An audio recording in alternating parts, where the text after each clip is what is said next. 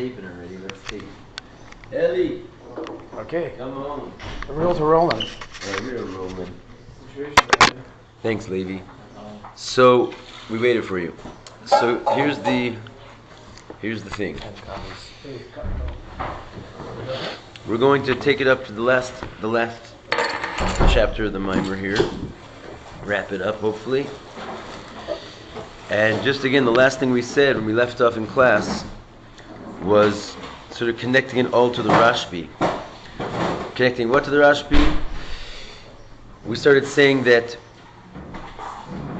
the whole ability to affect the Nefesh Bahamis and allow the integration of the godly soul to go so low as to be able to uplift the animal soul had to come from a very high level called the day after Shabbos, so to speak, Memacharas Shabbos, which meant a level beyond that Tzilus, right?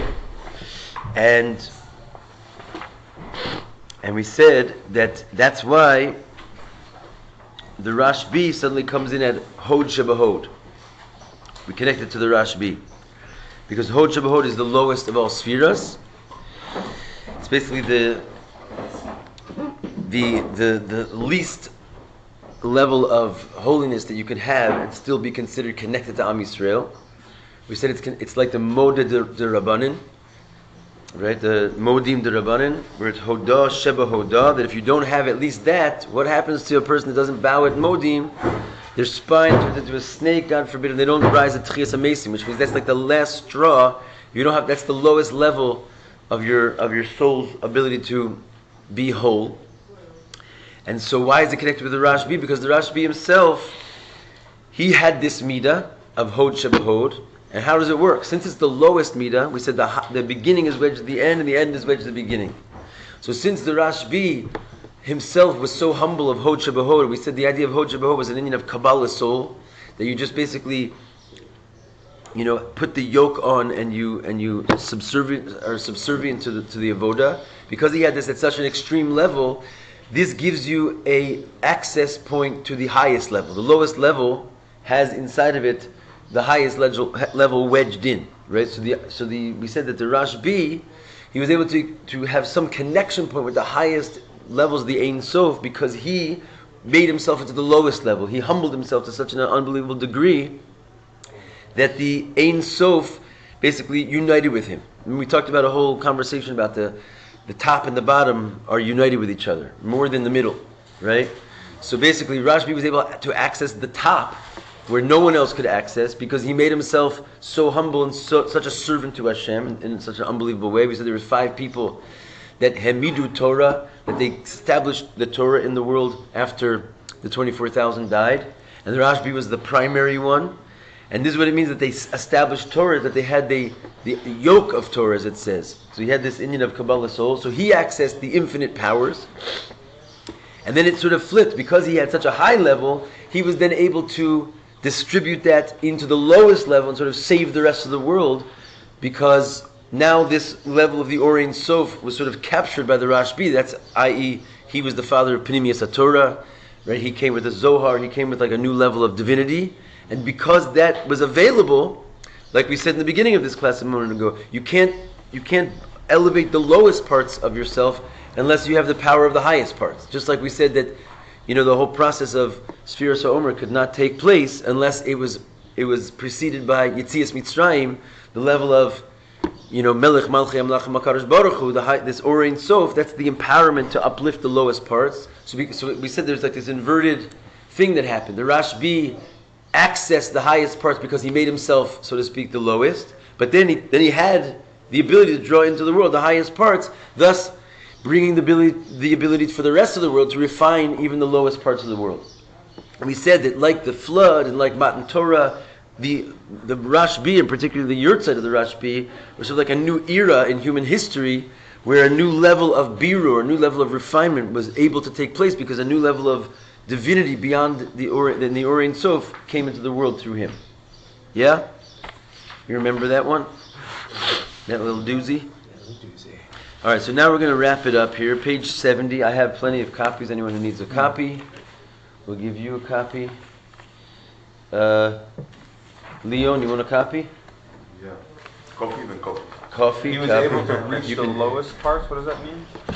In other words, he was able to uplift parts that like the most base parts of the person and make sure that they stayed connected. He was able to basically ensure that there would be at least this minimal level of Kabbalah soul infused in everybody. Kabbalah soul meaning, Even in crazy rogue rabbis? yeah, Even in that? everybody. Everybody. In other words, Hasidus can save even people who think they don't need it. Right. Baruch Hashem.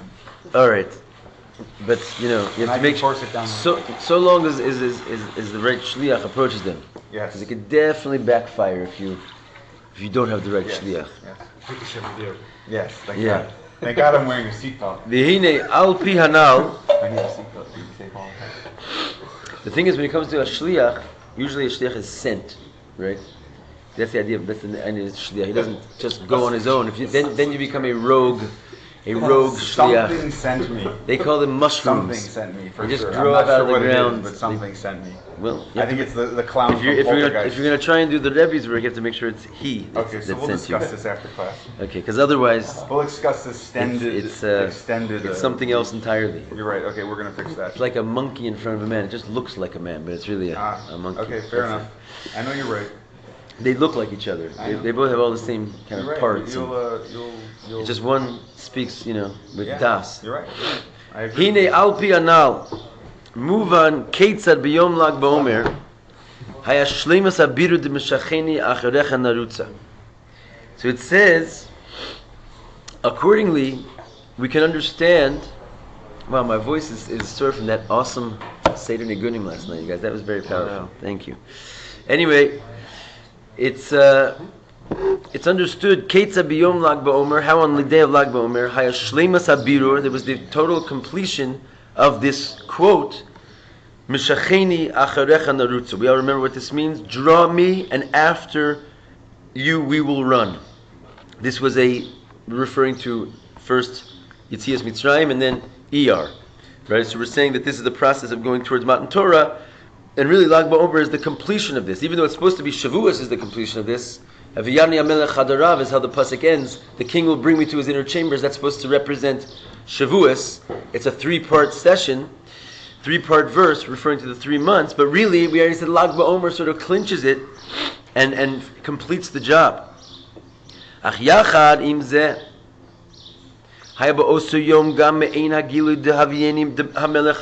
So in other words, in a certain sense, Lag BaOmer is certainly the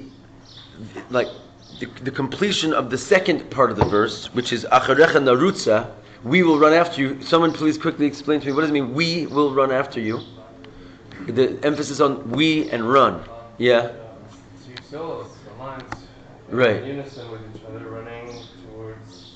Right. Whereas in the beginning, why was it? Is Meshacheni means draw me. Who's involved over there? The Nefesh Elokis, right? And what's the idea of the difference between drawing me and running? Drawing me. Oh, so that's like what, part A, like in the beginning, they're diametrically opposed, and you're trying to bring. Well, who's drawing? Who's drawing me? You're trying to, the Nefesh Elokit is trying to draw the Nefesh Bahama to it. Not exactly. The drawing is Hashem. There's this power above, which if it wasn't for Hashem, you would not be able to be, even the godly soul couldn't be drawn out of Mitzrayim, right? So the drawing is taking place from above. That's the idea. It's not you that's doing it, but that's the empowerment then you have to work on yourself, and then there's going to be meaning you're going to bring the animal soul on board, will run after you. It's something that we're going to do, and we're going to get the power of the animal soul. So just... So we're only drawing the Nefesh Elokit, not the animal soul? The animal soul... In the beginning, I mean... The animal soul was not really drawn because he was not affected, right? The godly soul sort of got drawn towards, its divine mission, but it was not. Remember, the whole point is that it didn't have the ability to even speak to the animal soul because he wasn't a kli to hear the information. Only thing it did, so really the only one who was being drawn out of there was the godly soul. But it was like sort of being saved from the clutches of the animal soul. That's the idea of draw me, right? But then, because he's been drawn, Where has he been drawn to? He's been drawn to like this level of Macharas HaShabbos, the day after Shabbos, this high level. He's now empowered to affect the animal soul. And that's why the next thing is, we will run after you. Right? So we're still in this process. The idea is that he's saying now is that Lag BaOmer is like the completion of that process. Before we even get to stage 3, because once you got Hod Shebahod, we've said that this is like the lowest part of your animal soul, basically, being drawn towards Kedusha. Like that you're going to be schlepped out of your spine, turning into a snake and not rising for Tchias HaMesim, because he's bringing you to the minimal, at least, of Hod Shebahod, where you're going to have the basic recognition in godliness. So you're in. Once you're in, right? So that was accomplished by Lag BaOmer. He got all the way down to the bottom level and dragged you in, right? Even if your thing is, trance music that could make everybody else vomit, you're going to find your place over there, no problem. Right? So this is the inyan of Rabbi Shimon. But now what we're saying is that together with this, we also have a symbolic level of the third stage being completed, which is the king will bring me to his inner chambers. Right? Which is supposed to be a Shavuos thing. We actually have already a taste of the end on Lag BaOmer as well. Ki Lag BaOmer hu yom gila penimis ha-Torah. And why? Because Lag BaOmer is the day of the revelation of the penimius of the Torah. That's when the world received the Torah, the Zohar. Da'av shal pi seder ishtalshlus ha-seder hu shebetechila tzrich lios limud nigla the Torah. He said that even though according to the normal order of things, the seder ishtalshlus, to begin with, one needs to learn nigla of Torah. V'rak la'achrei zeh hu limud penimius ha-Torah. And only afterwards you get to the penimius ha-Torah. Why is that? Because the penimius is something which is found by looking deep into the nigla. In other words, that's the normal order of things, is that you have to find the secrets by looking into what's revealed. Mikol makom tzrich leida. However, one must know shakoach l'seder zeh gufa, that the empowerment of that Seder itself, in other words, the reason that will work, that you're going to be able to find the secret from looking at the externalities. It's really because the revealed parts were preceded by the hidden parts. In other words, the only reason that you're able to look so deeply into the revealed part of the Torah and find the secret parts is because the secret parts are actually there, and they were there first. And in fact, what happened was that it started with the secret parts, and the revealed parts was just like a gelling or a physical manifestation of those secret parts themselves. Much like we spoke about on Shabbos, that the Torah fell from the sort of the first luchos, if you want to say, like this divine spiritual source, and it fell down into physical conversations about what's pure and what's impure and what's prohibited and what's permissible, right? So all these laws where the Torah invested itself into gashmias dika things, where you're talking about crops and you're talking about X, Y, and Z, and if you look deeply into there enough, you'll find the secret gleaning gems of Penimis HaTorah. So really, what's the Seder? You have to start with the externalities and go to the internalities. It's only like that because really the internalities started it. They actually precede it in its true source. You see what I'm saying? Because that's the only reason why, if you look towards the externalities, you actually find the truth within. Because the truth within actually came first. That's the empowerment which allows the Seder to work, that you can find God inside of the laws of the Torah. You can find the inner secret meaning of God. Is because the primary, real Torah, as it were, is the Penimius HaTorah. It's where it starts. What happens once you have such a like a taste for these laws, and do they have to study them in depth to get the 100%, because that's where it's like saying, I want to find the hidden gems, right? And I know that they're in this part of the ground. So once I've dug and I've found one, it's like now I know where the gems are. Seemingly I don't have to dig into the ground anymore because I know where the gems are. So I can go dig into less difficult ground. No, you won't find them in the less difficult ground. That's where the gems are. So in other words, you can't just have the Pnimius Torah abstracted from the Nigla of Torah, which I don't know where some of our friends here, they don't appreciate. It's much harder to appreciate why I need to learn Gemara, especially when you're coming off who knows where from the world. You see the Pnimius HaTorah, give me that. You know what I'm saying?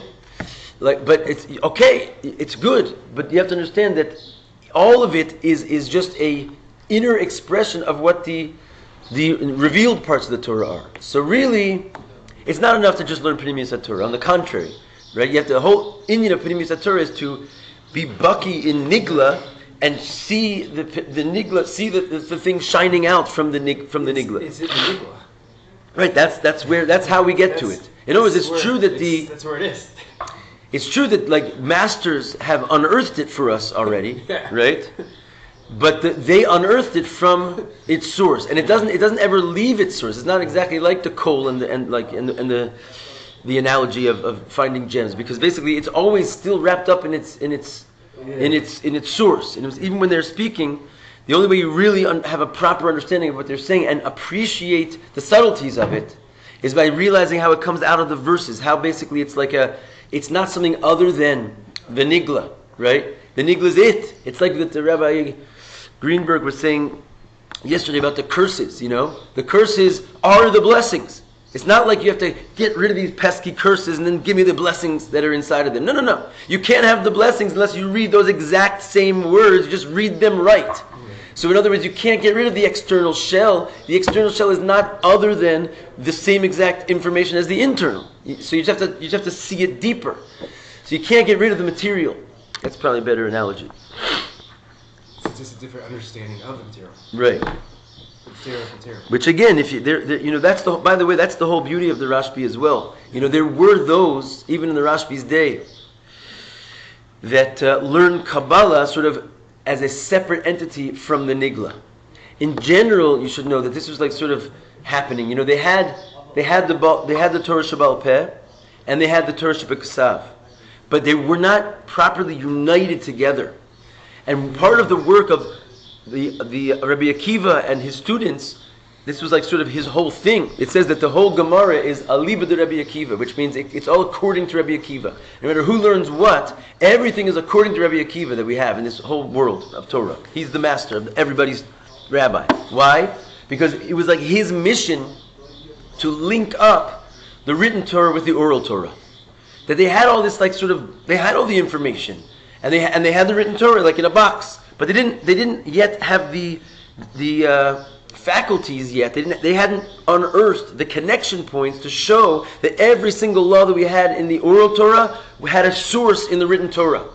Like they lost that information, or they just it was part of the avodas Hashem is to make those connections reveal themselves. So you can only imagine it was a whole different religion, because people were saying this is not this. You got some laws over here, you got some fancy, oral laws, and you've got this written Torah, and basically the two have nothing to do with each other. There's no connection between them. I don't find how these laws of the Mishnah are derived from the Torah, right? And so therefore, it was like what it was like? It was exactly the same story that we're describing here. Like the godly soul and the animal soul, as it were, they didn't communicate. There was no integration. There was not really an uplifting. It's only when you can show the high level inside the lower level that you really are holding on to Hashem. And the same thing is true with Kabbalah. There was those, right, that learned Kabbalah not like the Rashbi. The whole Indian of the Rashbi's Kabbalah was that he also linked it up to the Torah. If you read the Zohar, it's basically a commentary on the Chumash. He goes like verse by verse on the Chumash, and he's showing you that the Chumash is speaking Kabbalah. Others learned Kabbalah also. They had charts and graphs, and they were talking about angels and souls, but it had nothing to do with the Chumash. And this is exactly kind of what I'm responding to, is that doesn't go well. Because if you don't link it up to its source, it doesn't have the power of basically unifying everything as one. It was the same information?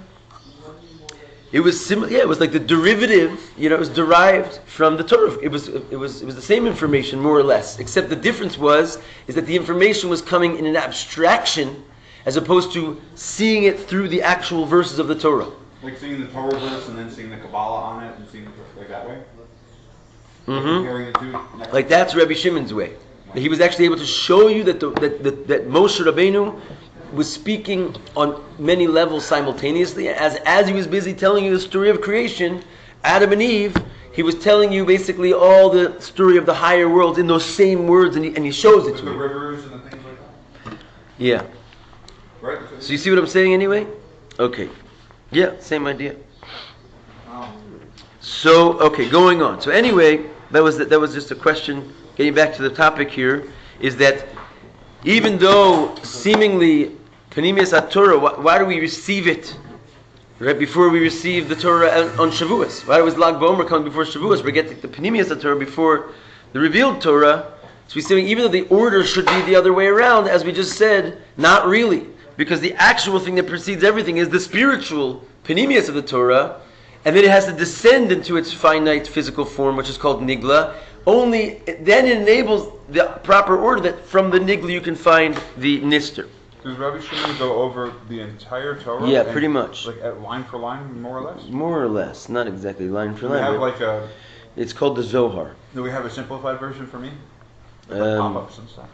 That you're gonna have to make it. It's kind of your. I want the buttons on the side. Like a lightsaber button. Sound. Yeah. Never mind. Tomorrow. Next time. Tomorrow. Tomorrow. Due date. Tomorrow. Alright, so.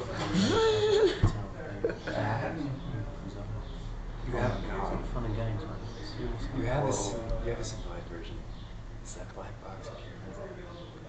Oh, yeah.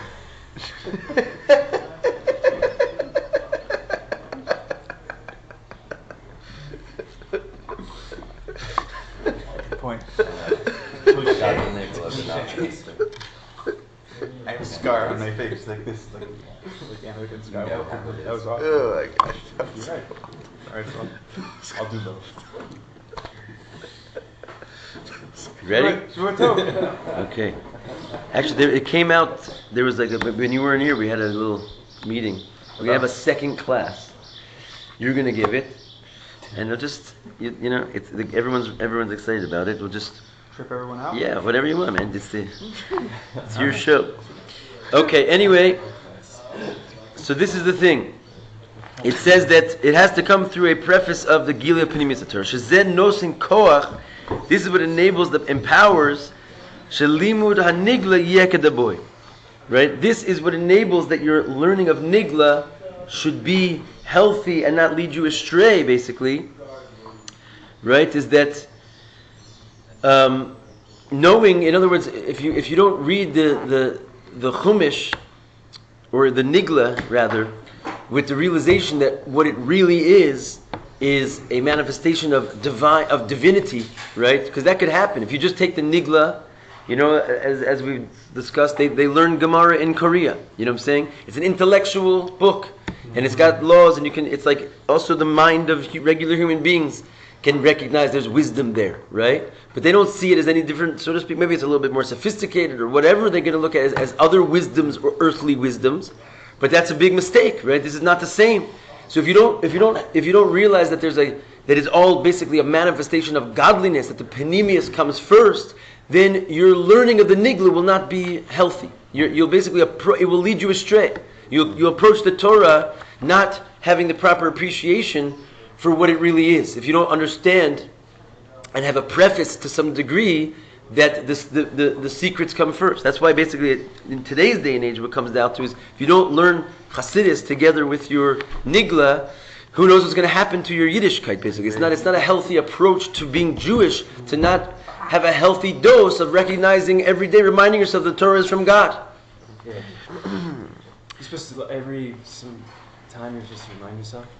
The Alter Rebbe says basically in the Tanya, every hour you're supposed to stop and meditate that what you're learning is basically the words of the living God. The names change every hour or something?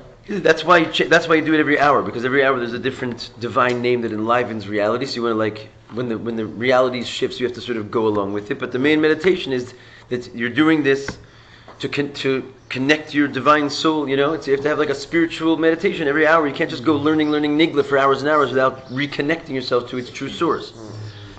Yeah. Nigla is Gemara? Yeah, Nigla's the Gemara, Halacha, Mishnah, Chumash. Can we see in the Gemara the sources of... What's that? So what are you supposed to do every hour?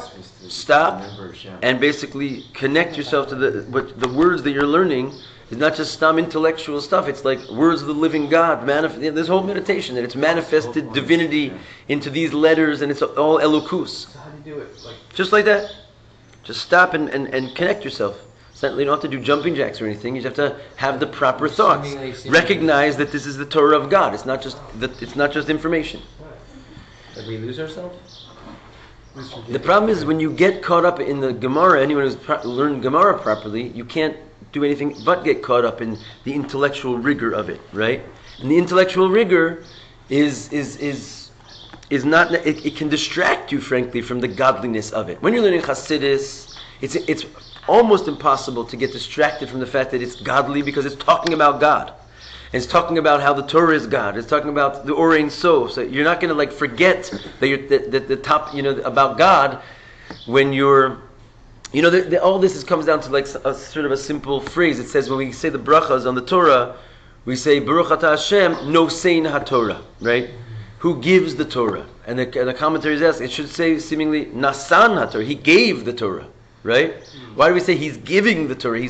Because every second he's giving the Torah. He's in it. It's not like something he put out, and it's just sitting there. He is the one coming out of here. If God is everywhere, this is another way the Rabbi puts it. If hashgacha pratis means that every single leaf that falls off a tree and rolls around on the floor is God working His will through the world, how much more so the letters of Torah, which is His innermost essence of will. Whatever letters of Torah coming out of you is like God's super laser beam coming at you and trying to get your attention. He's speaking to you directly, not through the trees and the clouds and the wind, right? It's like mano y mano. I'm standing with you, talking to you like I was on Har Sinai. Every time a person learns Torah, he should experience himself as if he's standing before Hashem on Har Sinai. That's what it says. Kachadashim. It should be like brand new to you every second that you're receiving the Torah. Because it's hashgacha pratis, that he's mamish. These are the letters. But when you're busy learning something which is not talking about God, it's easy to forget that. So you have to remind yourself every hour. And that's why Lag BaOmer hints itself to the whole concept of Pnimiyas HaTorah. In other words, the word even Lag BaOmer. As David HaMelech says in Tehillim, Gal einai va'abita niflos mitorasecha. Open my eyes and I will perceive wonders from your Torah. Gal. It means open my eyes. The Gal hu kamispar lag, right? And Gal is lag. Gal is a wave. Gal is a wave, but here it does not mean wave. It means like from the word giloy. It means to open up, to reveal. Open up or reveal to my eyes and I will see the wonders of your Torah. So that pasuk Gal is talking about what? The wonders of your Torah. It's talking about Pnimiyas HaTorah, and it starts with the word Gal, which is the same Indian as Lag BaOmer. So it's hinted to the whole concept of the secrets of the Torah in the word Lag.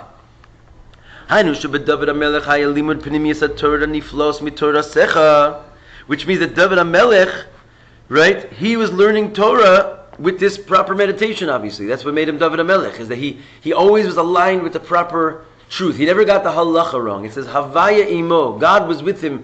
Yud ke vav ke. Halacha kamosa b'kol makom.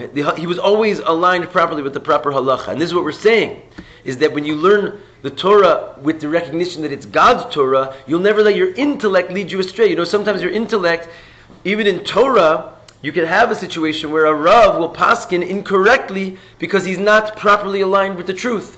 Because his intellect he got caught up in the sort of intellectual process. The intellect is yesh, the intellect is you. So if you don't link up your intellect, that it's a godly intellect, and you're batul, and you're like subservient to Hashem, and you're just using your mind like any other limb as a state of service, then you won't allow its sort of yeshis and potential arrogance to cloud the truth of the halacha. So you can only do this if you're properly aligned with the Pnimiyas HaTorah, what the Torah is inwardly, which is God's will. And therefore we find by David HaMelech, he's the one who said, open my eyes and show me the inner depth, the Pnimiyas of your Torah. And wish was granted. He was always correct, even according to Nigla. Because your Nigla is only going to be as, healthy as it is linked up with your Pnimiyas. Yeah. Regarding the stopping every hour, that was something that the Rabbi suggested? The Alter Rebbe in Tanya says this. She'ikar hagilu de Pnimiyas HaTorah yiyeh la'asi lavo. The real ultimate revelation of the Pnimiyas HaTorah will be in the future to come. the Kesiv Bey, where it's written, Kimei Tzeisach HaMeretz Mitzrayim Aren Niflos Dafka, where it says, just like the days you went out of Egypt, I will show you wonders. That's that word wonders, Niflaos, is the same word that's written in the Pasuk, Gal Einai V'Abita Niflaos Mitorasecha. So open my eyes and let me see the wonders from your Torah. Is going to really happen for all of us when it says, like the days you went out of Egypt, I will show you wonders. In other words, that's when we're all going to sort of really crack it open and see the inner depth of the real revealed Torah, which we're basically approaching these days now. Niflaos is called nun plaos, right? The word niflaos comes to the word like pella, a wonder. But what's the nun doing there?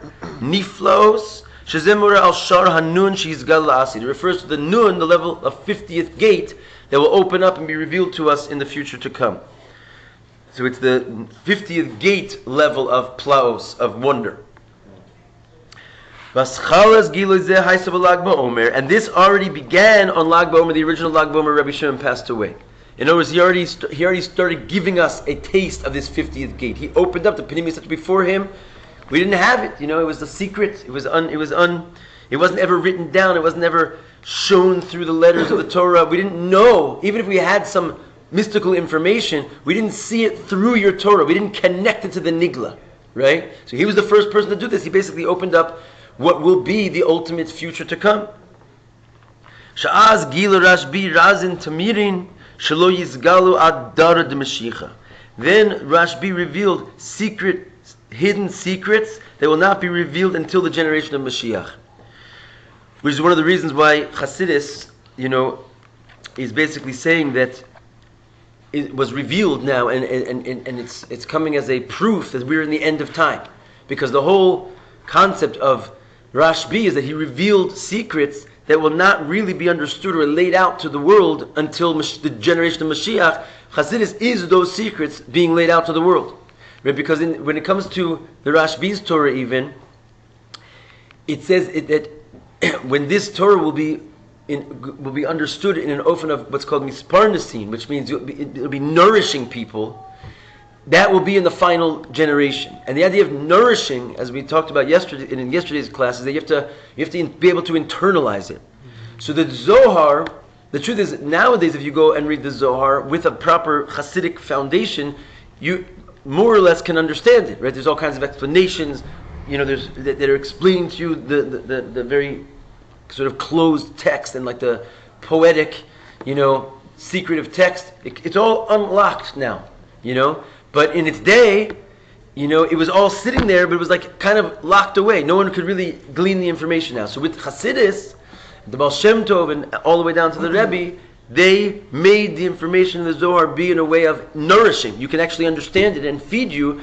So it never happened from now till then. There was no generation like ours who has the secrets of the Zohar on every single corner of the world. Thank you, Rebbe. Right? What's a Chabad house? What is a Chabad house? It means it's a house of Chochmah, Bina, and Das, which is basically levels of Torah, beyond the Midos. It's Pashut. It's a physical manifestation of the prophecy of the Rashbi. We're living in that generation that the Rashbi prophesied. In the final generation, all the secrets of the Zohar will be revealed. It's pretty exciting. When you go to the Rashbi's kever, you see Mamash, a giant, monstrous, picture of the Rebbe there. He's like, that's where you're going to see. He's the one who opened up the Rashbi to everybody. I mean, it wasn't like that at the Rashbi last generation. Just put it that way, right? No, it wasn't like that. Millions of people around the world were not. No, it wasn't like that. This is something that the connection of the Rashbi to now is like two sides of the same coin. They opened up each other. The Rashbi basically has been invited to the world through the Rebbe. I mean, that's not like people didn't talk about him, but not like this.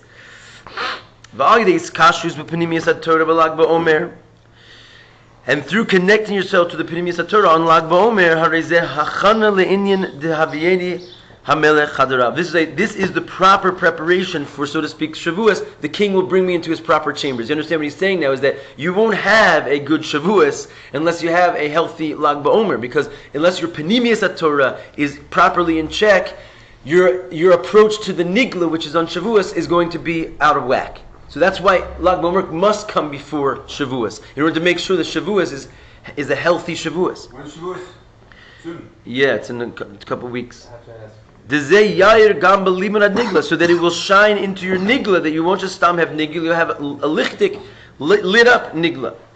V'zeu gam haremez b'pasek galay naiva habita niflos mitorasecha, and this is also hinted to in the pasuk that says, "Open my eyes and I will see wonders from your Torah." He says here that the wonders shegam b'torasecha, right? Also in your Torah, hainu nigla the Torah, yeh habita niflos. There will be the seeing of wonders. So let me just, there's a whole mimer actually on this line.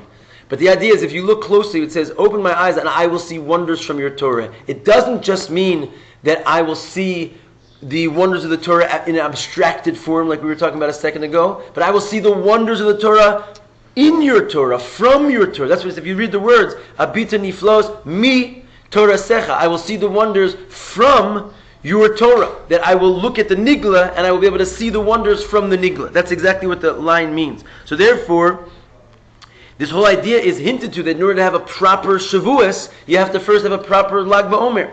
Because when you get to Shavuos, what you want to see is wonders from your Torah. The Torah that you receive on Shavuos, you should be able to look into those very words and see the wonders come out.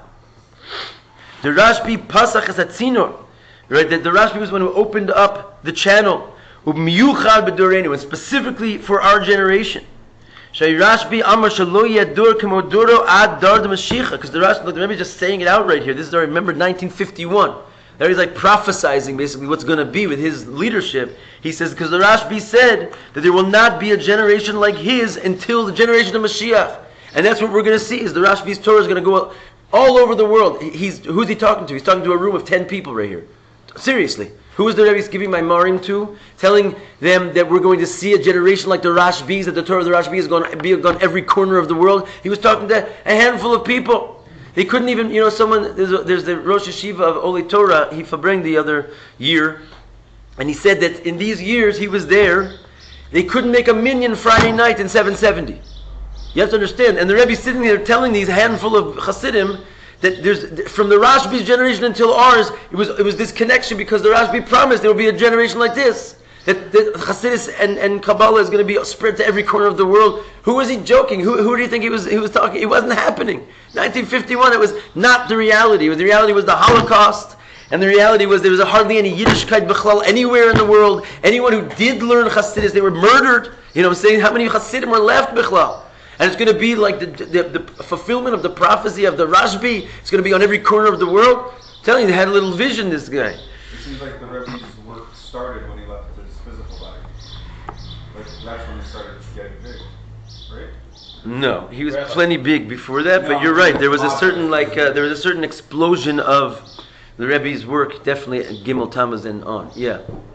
What's the nigla? Nigla is the revealed parts of the Torah. The halacha, the Mishnah, the Gemara, Chumash, commentaries, anything which is not the secret parts of the Torah. By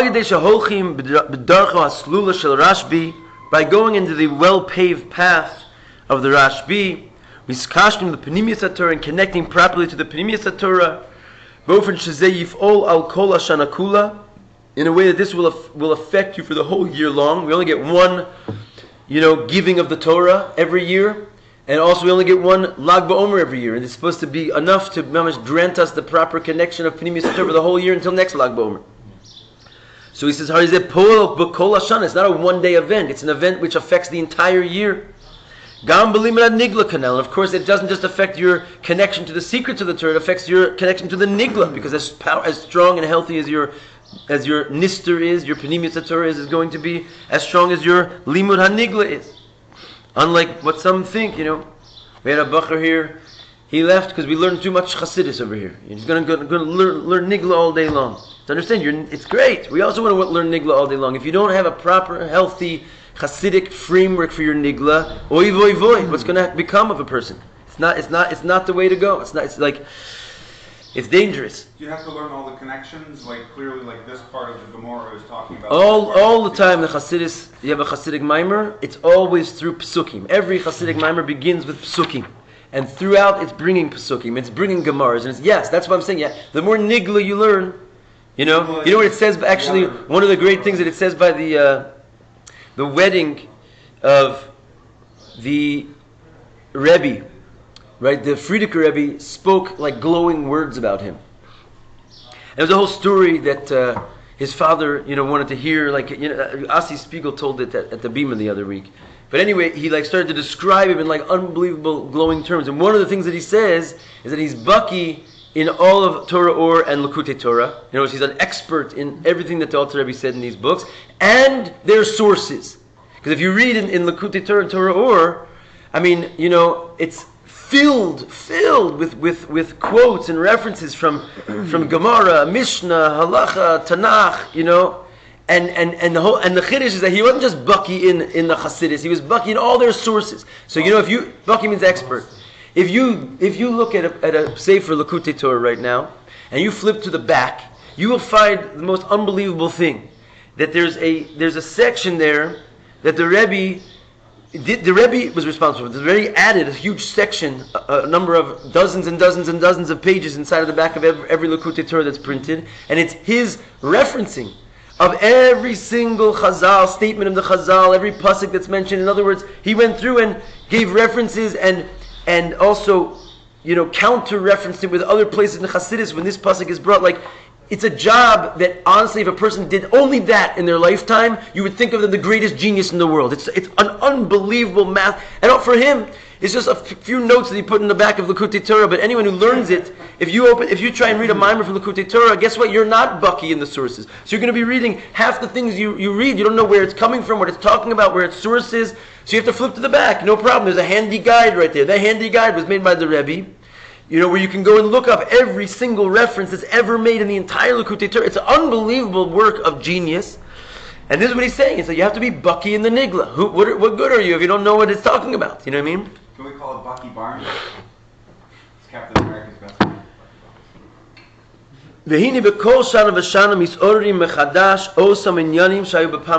Every year, it's aroused again those same things that happened in the first year. In other words, the first Lag BaOmer, when all this opening of the heavens, it opens every year again. Now it's understood now in Lag BaOmer,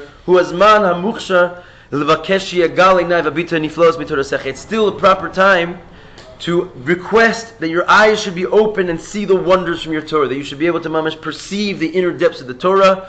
Let's say, since we're still reading the mimer about it, we still have we're still within a few days, we can still make this request. Hashem should help us. Ad bias Mashiach tzidkenu b'meiru v'yameinu, until the coming of Mashiach, shehu yilamed pnimiyas HaTorah es b'nei Yisrael kulam, who will teach the entire world pnimiyas HaTorah. Okay.